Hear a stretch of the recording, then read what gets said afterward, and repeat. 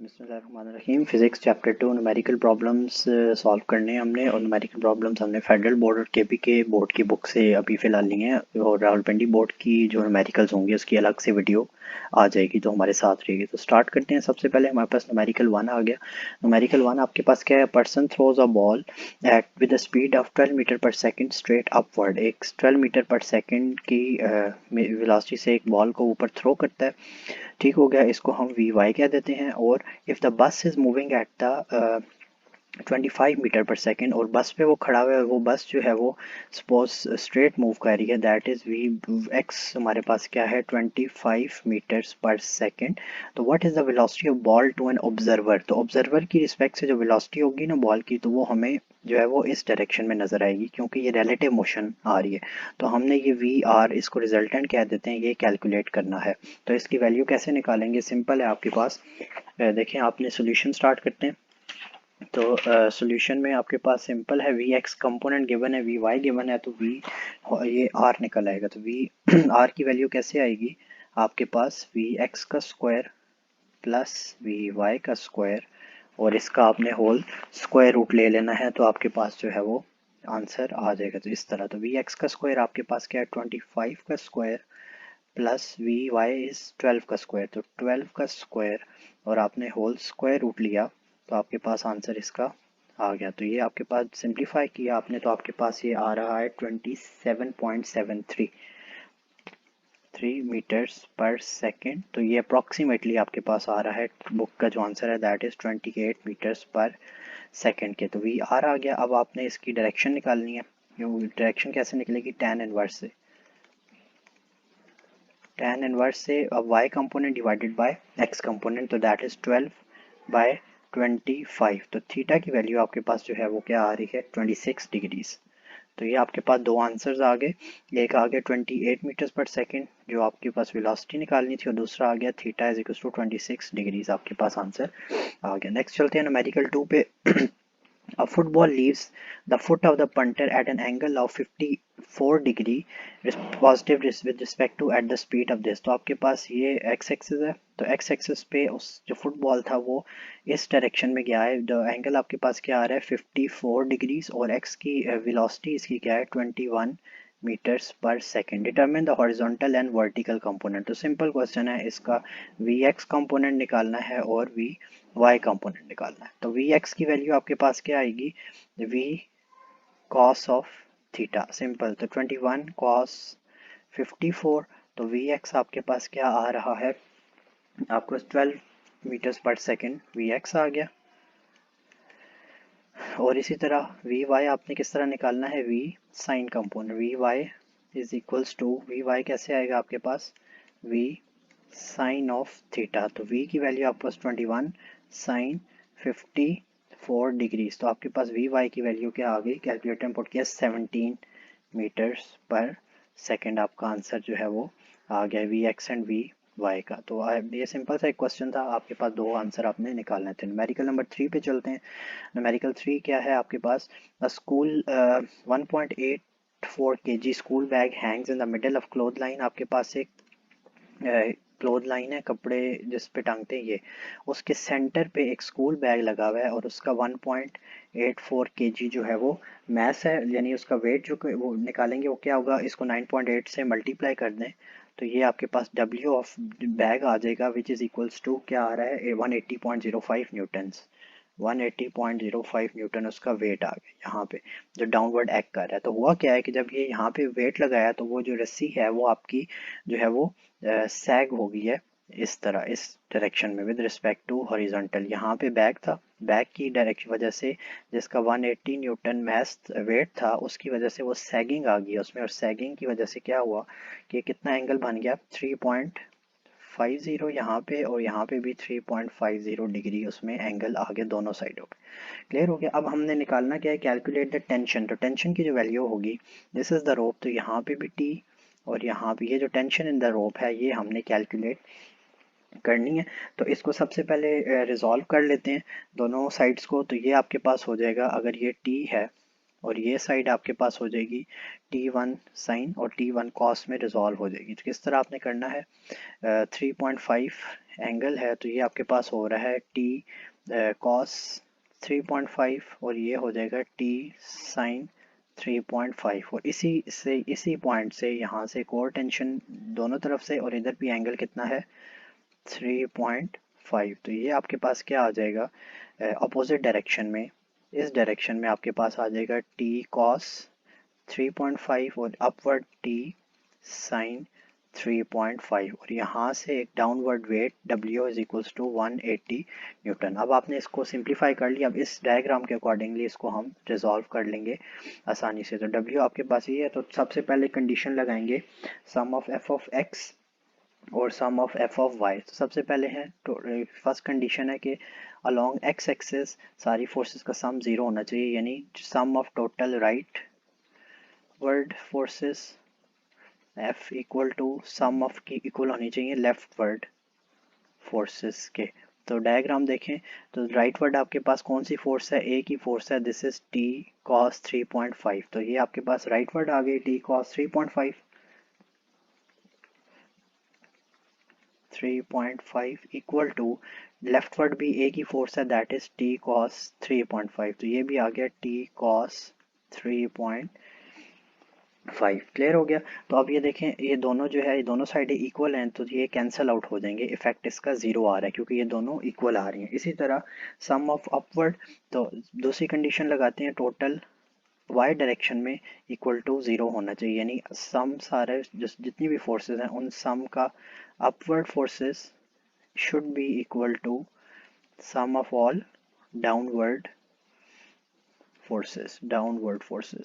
तो upward forces आपके पास दो हैं, that is t sin 3.5 plus t sin 3.5। Clear हो गया। और डाउनवर्ड आपके पास एक ही फोर्स है, that is W which is 180 Newton. Clear हो गया। अब यहाँ से आपने t की वैल्यू कैलकुलेट कर लेनी है सिंप्लीफाई करके। तो t की वैल्यू क्या आ रही है, 2t साइन 3.5 डिवाइडेड बाय 180। तो t साइन 3.5 आपके पास आ रहा है 180 divided by 2 which is equals to और डिवाइडेड बाय 2 और 7 साइन 3.5। क्लियर हो गया। तो यहाँ से आप इसको रिमूव कर दें तो आपके पास t की वैल्यू क्या आ गई, tension in the string is 148 Newton. ये आपके पास जो है रिक्वायर्ड आंसर आ गया इस क्वेश्चन का। तो इस तरह आपने सारे क्वेश्चन जो है वो सॉल्व करने हैं। ये क्वेश्चन नंबर आपके पास सिंपल था। क्वेश्चन नंबर कौन सा, क्वेश्चन नंबर आपने 3 सॉल्व किया है न्यूमेरिकल। अब क्वेश्चन नंबर 4 पे चलते हैं। क्वेश्चन नंबर 4 आपके पास क्या आ रहा है, find the magnitude and direction of vector represented by the following pair of components. आपके डिफरेंट कंपोनेंट पेयर्स हैं, उसके आपने मैग्नीट्यूड और वेक्टर्स जो है वो कैलकुलेट करने हैं। तो सोल्यूशन पे चलते हैं इसके। सबसे पहला देखें आपके पास क्या है, ए एक्स और ए वाई की वैल्यू आपको गिवन है। तो सबसे पार्ट ए करते हैं। सबसे पहले पार्ट ए में ए की वैल्यू क्या आएगी आपके पास, वेक्टर ए की ए एक्स का स्क्वायर प्लस ए वाई का स्क्वायर होल स्क्वायर रूट। तो ए एक्स आपके पास है -2.3 का स्क्वायर प्लस ए वाई की वैल्यू आपके पास क्या आ रही है 4.1 का स्क्वायर और होल स्क्वायर रूट आपने कर दिया। तो ए एक्स और ए वाई की स्क्वायर की वैल्यूज आपने पुट की, सिंप्लीफाई किया तो आपके पास आंसर आ रहा है 4.7 सेंटीमीटर्स जो है वो ए वेक्टर आ गया। अब आपने इसका थीटा निकालना है। तो थीटा की वैल्यू आपके पास क्या आएगी, tan inverse of a y by a x. Values put की तो आपके पास ये जो tan इनवर्स ऑफ आ रहा है ये आ रहा है 60.7। लेकिन इसमें एक चीज़ ध्यान रखनी है आपने। अब देखें इस पहली कंडीशन में आपके पास x कंपोनेंट नेगेटिव था और y पॉजिटिव था। तो अगर मैं इसका क्वाड्रेंट ड्रॉ करूं तो x जो है वो नेगेटिव और y पॉजिटिव, तो y पॉजिटिव इस क्वाड्रेंट में और x नेगेटिव इस क्वाड्रेंट में आपका बनता है। तो ये सेकंड क्वाड्रेंट में आपका वेक्टर है। ठीक हो गया। आपका जो एंगल आ रहा है दैट इज 60.7। तो आपका जो एंगल है वो आपने क्या करना है, टोटल 180 में से -60.7 करेंगे तो आपके पास जो है ये total angle with respect to positive x axis आएगा। क्योंकि ये जो आपके पास एंगल आया है ना 60.7 वो ये वाला एंगल, आपको ये वाला चाहिए। ये वाला with respect to positive x axis हमेशा हम एंगल जो है वो कैलकुलेट करते हैं। तो इसको इस पूरे 180 में से जब मैं माइनस करूंगा, देखें इस पूरे 180 में से मैंने ये वाला एंगल जो 60.7 है माइनस कर दिया, तो मेरे पास ये वाला एंगल आ जाएगा। तो 180 माइनस 60.7 करके मेरे पास 119.37 डिग्रीज आंसर। तो ये आपके पास एक्चुअल आंसर है, इसका क्वाड्रेंट आपने देख के सॉल्व करना है। इसी तरह पार्ट बी है, पार्ट बी भी इसी तरह होगा कि आपने जो है वो किस तरह किया, ए एक्स का स्क्वायर प्लस ए वाई का स्क्वायर होल स्क्वायर रूट के अंदर से वैल्यूज पुट की, तो आपके पास क्या आ रहा है 3.9 ए एक्स का, और ए वाई आपके पास क्या आ रहा था -1.8 का स्क्वायर अंडर रूट। तो ये आपके पास ए की वैल्यू आंसर क्या दे रहा है, आपके पास 4.3 सेंटीमीटर आपके पास ए का मैग्नीट्यूड आ गया। अब नेक्स्ट क्या है आपके पास एंगल, अगेन वही फार्मूला tan इनवर्स, तो a y by a x, y आपके पास नेगेटिव कंपोनेंट तो -1.8 डिवाइडेड बाय 3.9, तो ये आपके पास जो आंसर दे रहा है दिस इज 24.8 डिग्रीज। अगेन वही बात है, क्वाड्रेंट ड्रॉ करें, क्वाड्रेंट ड्रॉ में आपका कैसे आएगा, ये क्वाड्रेंट है, इसमें आपके पास जो है वो y कंपोनेंट नेगेटिव और x पॉजिटिव, तो बेसिकली ये आपका जो है वो ये कंपोनेंट यहाँ पे वेक्टर बन रहा है। किस तरह के देखें, यहाँ पे x पॉजिटिव होता है इसमें और यहाँ पे y नेगेटिव होता है, तो ये इस क्वाड्रेंट में आपका बन रहा है। तो अब आपने जो एंगल निकालना होता है वो with respect to positive x axis निकालना होता है। तो आपने क्या करना है, देखें टोटल जो आपका एंगल है वो यहाँ से यहाँ तक कितना बनता है 360 डिग्री। आपने ये एंगल आपके पास आया है, ये ग्रीन वाला जो मैंने हाईलाइट किया है, ये एंगल आया है 24.8। तो आपने क्या किया कि टोटल 360 में से आपने 24.8 को माइनस कर देना है, तो आपके पास जो थीटा आएगा वो आएगा ये वाला जो जिसको मैं रेड कलर कर रहा हूँ, ये रेड वाला जो आपके पास एंगल है यहाँ से यहाँ तक, ये वाला आपके पास आएगा with respect to positive x axis ये। तो इसकी वैल्यू क्या आ रही है आपके पास, 360 में से आपने माइनस करना है, तो आपके पास वैल्यू क्या आ रही है 335.2 न्यूटन आपके पास आंसर आ गया। तो बेसिकली ये आपके पास रिक्वायर्ड आंसर है, समझ आ गई। सिर्फ आपने इस क्वेश्चन में कोई और डिफिकल्टी नहीं थी, सिर्फ आपको कंपोनेंट्स के हिसाब से क्वाड्रेंट डिसाइड करना है। और क्वाड्रेंट के जो एंगल है, एक चीज़ याद रखें कि with respect to positive x axis आपने जो है वो एंगल्स निकालने होते हैं, ये पॉइंट आप याद रखें। तो कोई भी एंगल आ जाए अब उसको क्वाड्रेंट्स देख लें और उस क्वाड्रेंट के हिसाब से फिर पॉजिटिव एक्स एक्सिस की रिस्पेक्ट से एंगल आप कैलकुलेट कर लें। तो ठीक हो गया। अब नेक्स्ट चलते हैं 2.5 पे। 2.5 आपके पास आ रहा है जी, ये vector f having magnitude 5.5 newton makes an angle 10 degrees with respect to x axis and vector r with इतने मैग्नीट्यूड विद x एक्सिस। आपके पास एक क्वाड्रेंट ड्रॉ करते हैं, ये आपके पास एक एक्सिस है, इस पे आपके पास दो वेक्टर्स हैं, वेक्टर एक वेक्टर जो है वो वेक्टर f है, दिस वेक्टर, और ये एंगल बना रहा है 10 डिग्री। क्लियर हो गया। और इसी तरह का एक वेक्टर r है, वो एंगल बना रहा है 80 डिग्रीज ये वाला। तो आपने दोनों का डॉट एंड क्रॉस प्रोडक्ट जो है वो निकालने हैं। अब डॉट एंड क्रॉस प्रोडक्ट के लिए आपके पास शर्त ये होनी चाहिए कि आपको दोनों एंगल्स का दो वेक्टर्स का बीच का एंगल पता होना चाहिए, ये वाला एंगल थीटा जो रेड कलर का मैंने बनाया है। तो ये एंगल कैसे आएगा आपके पास, देखें अब आपके पास इस टोटल 80 में से अगर मैं 10 माइनस कर दूं तो मेरे पास ये एंगल आ जाएगा यहाँ से यहाँ तक का। तो टोटल 80 है और उसमें से ये पार्ट मैंने माइनस कर दिया, तो थीटा मेरे पास क्या आ रहा है 80 minus 10 which is equals to 70 degrees मेरे पास थीटा आ रहा है, दो वेक्टर के आपस का एंगल। तो इस 70 डिग्री से आप फॉर्मूला अप्लाई कर दें। सबसे पहले आपके पास डॉट क्रॉस प्रोडक्ट है, तो आर डॉट एफ हमारे पास क्या आएगा, F R F cos of theta, values आपके पास गिवन है 5.5 मल्टीप्लाई आपका हो रहा है 4.3 और कॉस ऑफ 70। तो ये आपके पास डॉट प्रोडक्ट का आंसर क्या आया 8.1 न्यूटन मीटर, ये डॉट प्रोडक्ट आ गया। क्रॉस प्रोडक्ट का आंसर कैसे आएगा, R cross F is equal to R F का साइन ऑफ थीटा। तो आर एफ की वैल्यूज गिवन है 5.5 और मल्टीप्लाई 4.3 और साइन ऑफ 70 डिग्रीज। तो ये आपके पास आंसर क्या दे रहा है 22.2 न्यूटन मीटर। समझ आ गई। तो इसमें सिर्फ आपको ये पता होना चाहिए, क्योंकि डॉट एंड क्रॉस प्रोडक्ट की ये कंडीशन है कि आपके पास जो थीटा एंगल हो वो थीटा एंगल आपके दोनों वेक्टर्स के बीच का होना चाहिए। तो वो आपने पहले कैलकुलेट करना है ऐसे, और उस कैलकुलेट करने के बाद फार्मूले में पुट करेंगे तो आपका आंसर आ जाएगा। क्वेश्चन नंबर 6 की तरफ चलते हैं। क्वेश्चन नंबर 6 आपके पास क्या है जी? The magnitude of dot and cross product of two vectors is 6 and square root of 3 and 6 respectively। तो आपके पास दो वेक्टर हैं, वेक्टर ए एंड बी, उन दोनों का जो डॉट प्रोडक्ट है उसका जो आंसर है दैट इज 6 and 1√3, और क्रॉस प्रोडक्ट उन दोनों का जो आपस में है दैट इज 6। ठीक हो गया। तो आपने थीटा की वैल्यू निकालनी है, दोनों वेक्टर्स के बीच में एंगल क्या होगा। तो दोनों वेक्टर्स के जो प्रोडक्ट्स हैं उनको आप डिवाइड कर दें तो आपके पास थीटा की वैल्यू जो है वो आ जाएगी। कैसे कैलकुलेट होगा? थीटा दोनों की वैल्यूज को इक्वेशन 1 2 को 1 से डिवाइड कर देते हैं।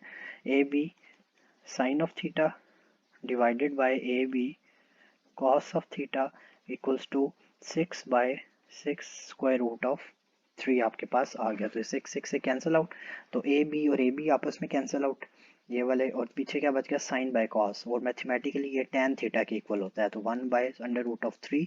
और थीटा की वैल्यू कैसे आएगी? tan inverse of 1/√3। तो थीटा आपके पास क्या आ रहा है? 30 डिग्रीज रिक्वायर्ड आंसर आपके पास आ गया। तो इस तरह आपने दोनों को सिंप्लीफाई करके सॉल्व कर लेना है। क्लियर हो गया? अब नेक्स्ट क्वेश्चन नंबर 7 पे चलते हैं।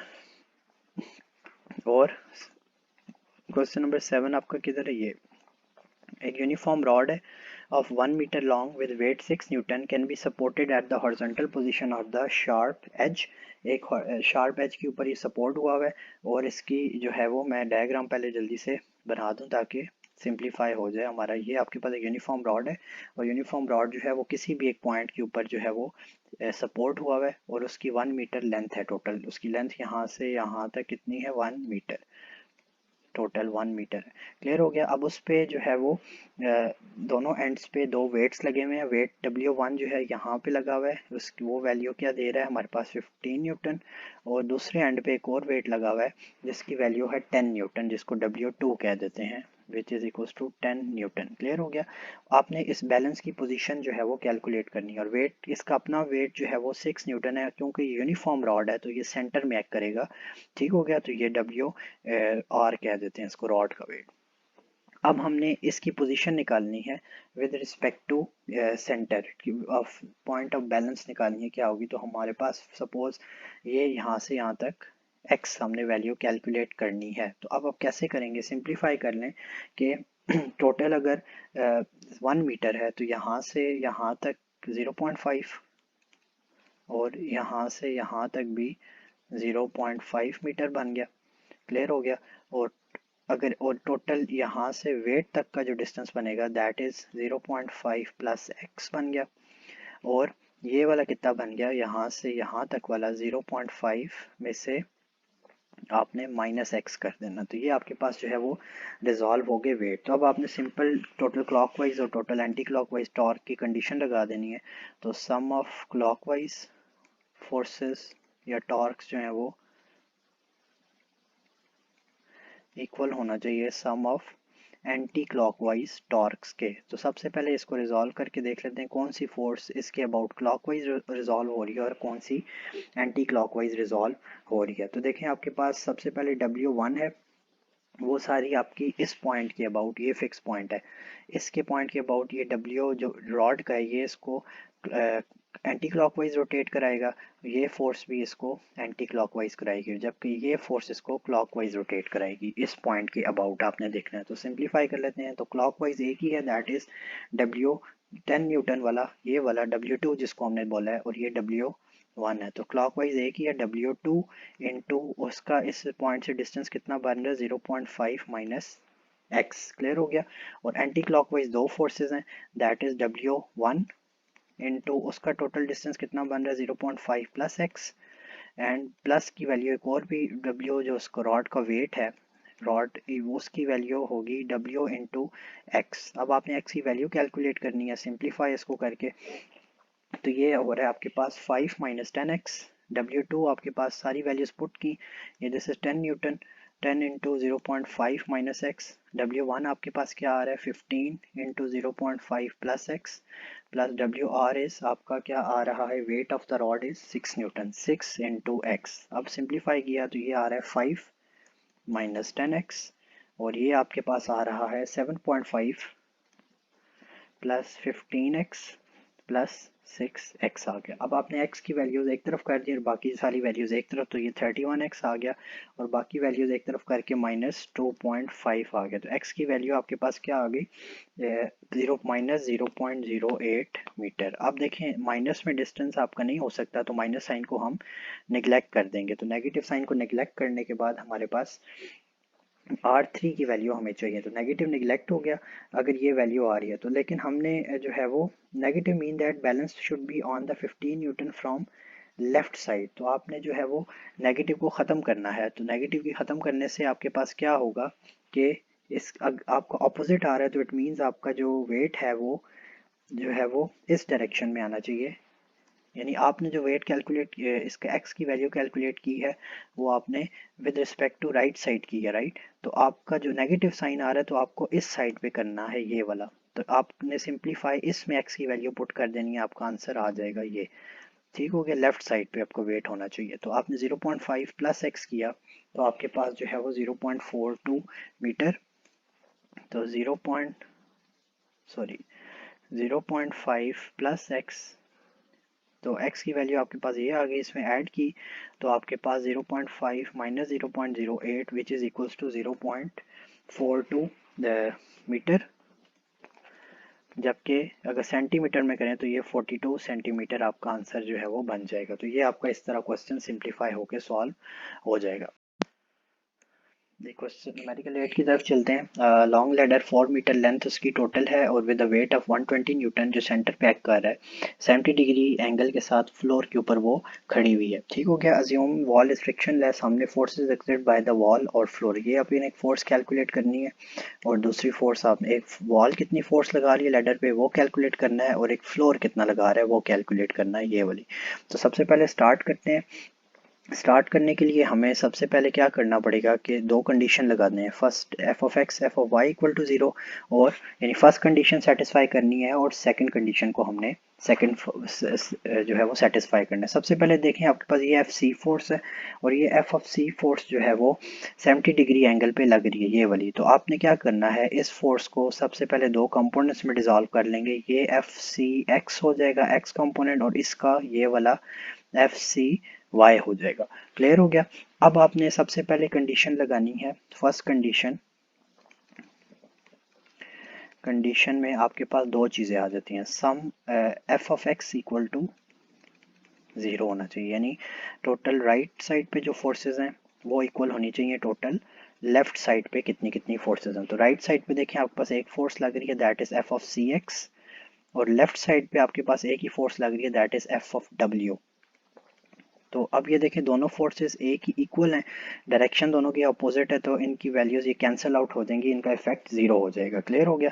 तो फर्स्ट कंडीशन हो गई। फिर फर्स्ट कंडीशन में दूसरी चीज़ आती है F of y equal to 0, यानी अपवर्ड फोर्सेस इक्वल होनी चाहिए डाउनवर्ड फोर्सेस के। तो अपवर्ड फोर्सेस देख लें आपके पास कौन कौन सी एफ ऑफ सी वाई है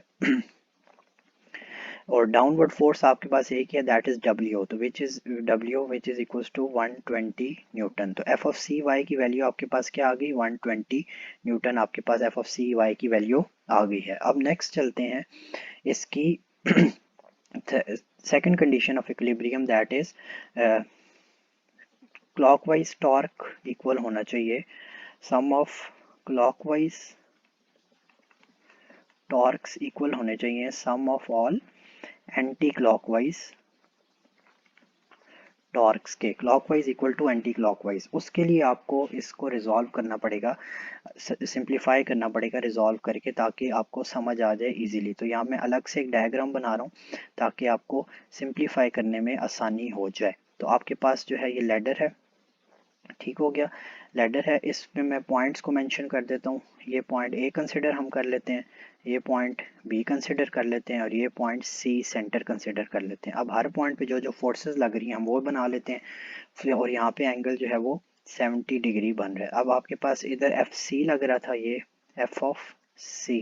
तो एफ ऑफ सी में आपके पास यहाँ पे एफ ऑफ सी एक्स और इधर ही एफ ऑफ सी वाई और यहाँ से वेट डब्ल्यू और यहाँ पे एफ ऑफ वाई, ये सारी फोर्सेस जो हैं वो आपकी इस लैडर के ऊपर लग रही हैं और टोटल लेंथ इस लैडर की है 4 मीटर। अब आपने क्या करना है कि कोई एक पॉइंट लेना है जिसके अबाउट आपने क्लॉक और एंटी क्लॉकवाइज रोटेशन कैलकुलेट करनी है। तो सपोज मैं पॉइंट ए ले लेता हूँ। पॉइंट ए जो है इस पे हमने कैलकुलेट कर लेना है कि कौन सा टॉर्क जो है वो किसके इक्वल आएगा। सबसे पहले क्या हुआ हमारे पास, आप अगर देखें तो एफ सी एक्स और एफ सी वाई जो ये दो फोर्सेज हैं, एक ये और एक ये पॉइंट ए पे लग रही हैं एग्जैक्टली पॉइंट ए के ऊपर। तो F of C torque of F of C y equal to zero, torque of F C x equal to zero. ये फोर्सेस तो हमारी निकल गई।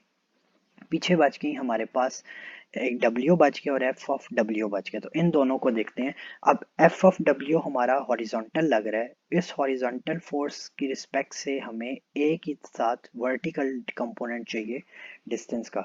तो मैं रिजॉल्व कर लेता हूँ इसको। A और B से लेकर हमारे पास क्या बन जाएगा ये क्या कैसे निकालना है हमने, ये देखें टोटल ए है ये बी है। तो इसको कैसे रिजॉल्व किया, हमारे पास यहाँ से यहाँ तक बन गया इस पॉइंट का ए बी कॉस थीटा और यहाँ से यहाँ तक बन गया A B sine of theta. Clear हो गया। तो हमारे पास एफ ऑफ डब्ल्यू की रिजॉल्व हो गई A B sine A B cos. अब एफ ऑफ डब्ल्यू ए के अबाउट इस पूरी लेडर को किस डायरेक्शन में रोटेट कराएगा, अगर आप और से देखें तो ये एंटी क्लॉकवाइज इसको घुमाएगा। तो एंटी क्लॉकवाइज में हमें एक फोर्स मिल गई that is F of W. तो यहाँ पे एंटी क्लॉकवाइज की जगह मैं लिख रहा हूँ एफ ऑफ डब्ल्यू और इसके जो परपेंडिकुलर डिस्टेंस बन रहा है that is A B sine of theta. क्योंकि ये हॉरिजॉन्टल फोर्स है तो इसका वर्टिकल कंपोनेंट फोर्स का ये वाला हम इसमें लेंगे, तो it is A B sine of theta. पीछे बच गया क्लॉकवाइज। क्लॉकवाइज के लिए हमें W एक फोर्स बच गई। अब W जो है वो A से C तक एक्ट कर रहा है। तो इसकी मैं अगर अलग से डायग्राम बना दूं, पॉइंट A और ये पॉइंट C, अब और यहाँ पे लग रहा है W। अब W अगर आप देखें तो वर्टिकल है, हमें इसके लिए हॉरिजॉन्टल डिस्टेंस चाहिए विद रिस्पेक्ट टू A। तो ये क्या बन जाएगा ए सी कॉस थीटा और ये बन रहा है ए सी साइन ऑफ थीटा। तो W अगर वर्टिकल है तो वर्टिकल के लिए ये कंपोनेंट सूटेबल रहेगा ए सी कॉस ऑफ थीटा। तो हमें तो ये हमारे पास जो है वो इसको एंड क्लॉकवाइज रोटेट करा रहा है। तो क्लॉकवाइज में हमें एक फोर्स और मिल गई that is W into A C cos of theta. Clear हो गया। तो अब W A C cos of theta हमारे पास आ गया। अब हमने सिंप्लीफाई करने हैं, सिंपल वैल्यूज जो है इसमें पुट कर देनी है। तो टोटल हमारे पास 4 मीटर है तो ए सी इसका हाफ बन रहा है तो ये हमारे पास 4/2 हो जाएगा। तो W की value 120 into A C 4/2 cos of 70 degrees. Clear हो गया। और एफ ऑफ डब्ल्यू हमने कैलकुलेट करना है तो ए बी की वैल्यू हमारे पास क्या है, हमारे पास 4 साइन ऑफ 70 डिग्री। अब आपके पास सिंप्लीफिकेशन आपने करनी है तो एफ ऑफ डब्ल्यू की वैल्यू आपके पास आ गई है 21.8 न्यूटन। ये एफ ऑफ डब्ल्यू आया है और ये एफ ऑफ डब्ल्यू बेसिकली क्या है आपके पास एफ ऑफ सी एक्स के इक्वल आ रहा है। क्योंकि देखें अभी आपने ऊपर जो सॉल्व किया है एफ ऑफ सी एक्स की वैल्यू है वो एफ ऑफ डब्ल्यू की इक्वल आ रही थी। तो एफ ऑफ डब्ल्यू आपके पास आ गया।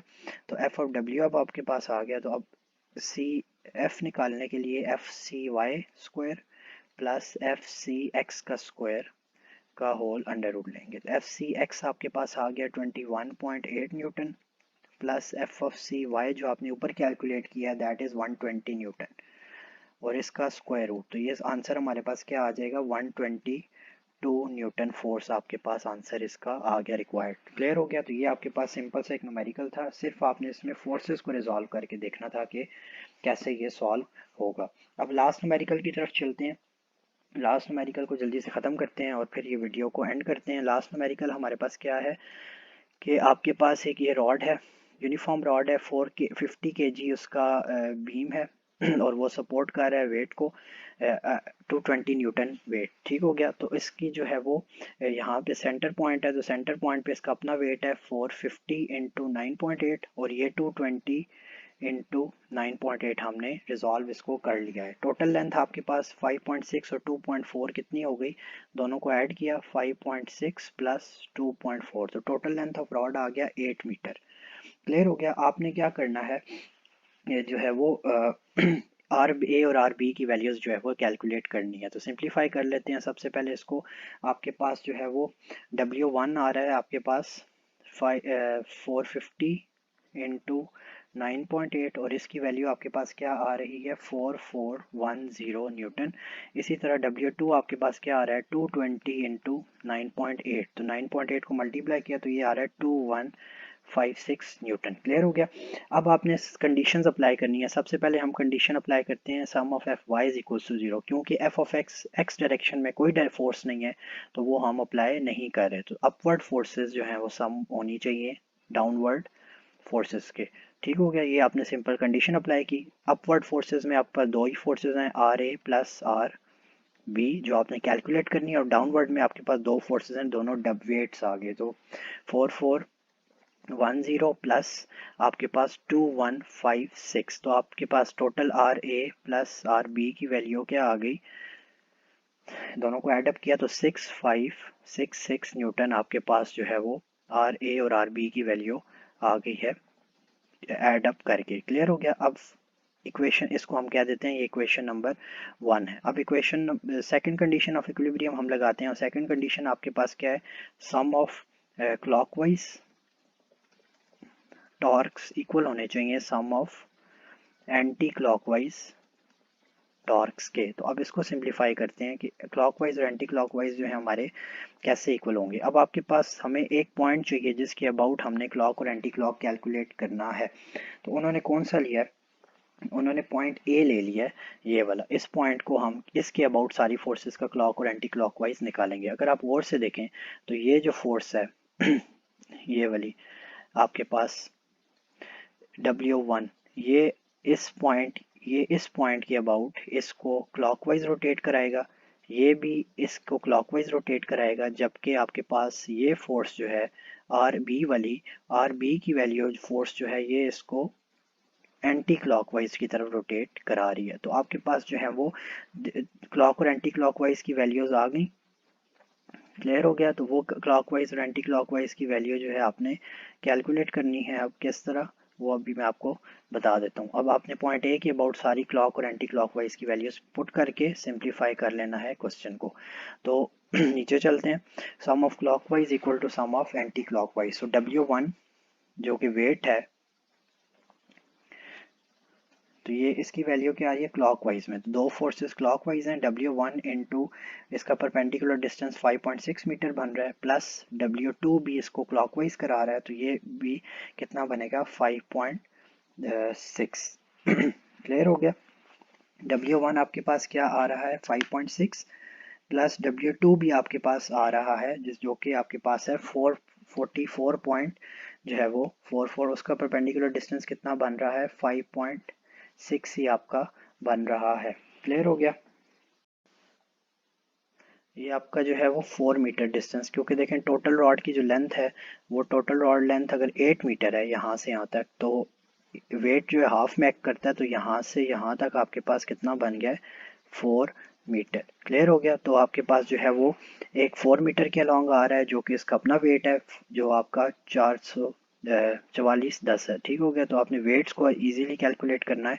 तो ये आपके पास जो है वो, मैं रिमूव करके दोबारा से लिख देता हूँ सही करके, क्योंकि पहले मिस्टेक हो गई थी। तो आपके पास क्लॉकवाइज जो आ गया W1 into 4 plus W2 into 5.6, और ये एंटी क्लॉकवाइज के इक्वल आ रहे हैं, और एंटी क्लॉकवाइज की वैल्यू जो है वो किसके इक्वल आएगी, sum of anticlockwise that is 12 into 8, not 12 sorry, that is r b is into total 8 metre. अब इसको सिंप्लीफाई करना है। W1 W2 की वैल्यूज आपके पास गिवन है, पुट कर दें। W1 is 4410 into 4, plus W2 आपके पास है 2156 इंटू 5.6, और RB 8 RB।